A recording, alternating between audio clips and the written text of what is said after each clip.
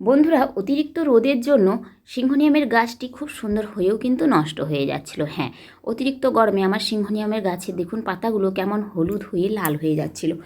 এর কারণটা কি আমি অবশ্যই আপনাদের বলবো। কারণ ছাদ বাগানে আমি গাছগুলোকে রেখেছিলাম, ছাদ বাগানে সিংহনিয়ামের গাছ এটি যদিও ইনডোর প্ল্যান্ট, তাই এটিকে একটু ছায়াযুক্ত স্থানে বা নিচের বাগানে রাখলে এটি খুব ভালো থাকে। কিন্তু ছাদ বাগানে রাখলে এর ওপরে হালকা ছাওয়া অবশ্যই দেওয়ার দরকার। কিন্তু আমার তো খোলা আকাশের নিচে রয়েছে, যদিও বৃষ্টির সময় খোলা আকাশের নিচে গাছগুলি খুব সুন্দরই হয়েছিল। কিন্তু এখন দেখছি গাছের পাতাগুলো হলুদ হয়ে যাচ্ছে। দেখুন, আপনারা দেখলে বুঝতে পারবেন গাছের পাতাগুলো দেখছি হালকা হলুদ হয়ে যাচ্ছে। তো আমার দেখে না খুব খারাপ লাগছিল, কারণ এটা দারুণ রূপ নিয়েছিল সিংহনিয়ামের গাছটি। এখন যদি এরকম খারাপ হয়ে যায় তো মন তো খারাপ হবেই। তাই গাছটির আমি পরিচর্যা করার জন্যই আজকে এসেছি।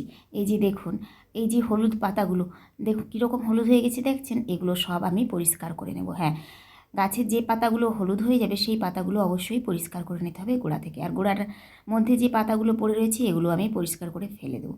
কারণ এই যে বর্ষার সময় গাছের গোড়ায় ওগুলো দিয়ে আরও গাছটি পচে যাবে। দেখুন কীরকম ডগাগুলো ছেড়েছে, যেন মনে হবে কলমি শাক। সিংহনিয়ামের গাছের রূপ কিন্তু বর্ষায় দারুণই হয়। এই যে দেখুন, মনে হবে পুরো একদম তলে যে কলমি শাকগুলো হয় সেই রকম অপূর্ব সুন্দর গাছ। কিন্তু সিংহনিয়াম ইনডোর প্ল্যান্ট হিসেবে বাড়িতে সাজানোর জন্য এই গাছটির তুলনা নেই। হ্যাঁ, বাড়িতে একটি ছোট টব থাকলে আপনার পুরো ভর্তি হয়ে যাবে ঘরটিতে, আর দেখতেও কিন্তু দারুণ লাগে। কিন্তু এই যে রোদে গাছটি সত্যিই নষ্ট হয়ে যাচ্ছে। আমার এখানে সিংহনিয়ামের গাছটি দারুণ রূপ নিয়েছিল, আপনাদের তো এর আগের ভিডিওতে দেখিয়েছি। তো আজ এটারই আমি পরিচর্যা করবো বলে এসেছি। কী পরিচর্যা করব তাও আপনাদের সামনে তুলে ধরবো। প্রথমে এই গাছের পাতাগুলোকে আমি কিন্তু ভালোভাবে পরিষ্কার করে নেব। হ্যাঁ, গাছের মধ্যে যত পাতা রয়েছে, মানে হলুদ রঙের পাতা, সমস্ত পাতাগুলোকে আমি ছিঁড়ে পরিষ্কার করে নেব। দেখেছেন ডগাটা কতটা বড় হয়েছে? আর এই যে পাতাগুলো, এগুলো পরিষ্কার করে গাছে কিন্তু খাবার দিতে হবে। গাছের গোড়ায় খাবার না থাকলেও গাছটা নষ্ট হয়ে যায়। গাছটা যে লাগিয়েছি আমি কিন্তু কোনো খাবার দিইনি। সেই যে আপনাদের সামনে সিংহনিয়াম লাগানোর ভিডিওটা দিয়েছিলাম, তখন থেকে কোনো খাবার দিইনি। গাছের খাবার হিসেবে দেখুন আমি কী ব্যবহার করি। আমার এখানে ফলের খোসা, সবজির খোসা আর ভাতের মাড়, এগুলোই কিন্তু আমি গাছের উপযুক্ত খাবার হিসেবে ব্যবহার করে থাকি। তাই আপনাদের সামনে তুলে ধরলাম আজকে যে আমি গাছের জন্য এই খাবারগুলোই কিন্তু ইউজ করি। আপনারাও কিন্তু এই খাবারগুলো ইউজ করতে পারেন।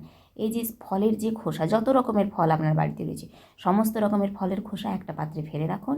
এবার ওই পাত্রের মধ্যেই জল দিয়ে দিন। হ্যাঁ, আর এই সবজির খোসাও এবার ওটাকে পচতে দিন।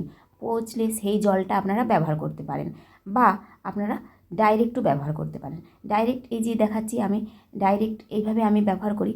এই যে ভাতের মাড় আর সবজির খোসা বা ফলের খোসা যাই হোক না কেন, সেগুলো নিয়ে এসে এই টবের মধ্যে দিয়ে দিই।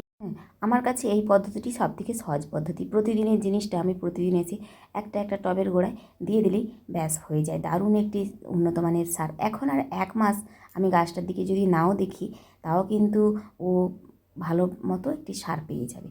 দেখুন এই যে ভাতের মাড়টা, এটা বসে গিয়েছে, এই মাড়টাকেই আমি কিন্তু এভাবে দিয়ে দিলাম। অর্থাৎ ভাতের ফ্যান, ভাতটা গড়িয়ে নেওয়ার পর যে ফ্যানটা বেশি হয় সেই ফ্যানটা এরকম কিন্তু মাঝে মাঝে বসে যায়। তরল হিসাবেও দিতে পারেন বা ডাইরেক্ট ওরকমভাবে চাপ হিসেবেও আপনারা গাছের গোড়ায় দিয়ে দিতে পারেন।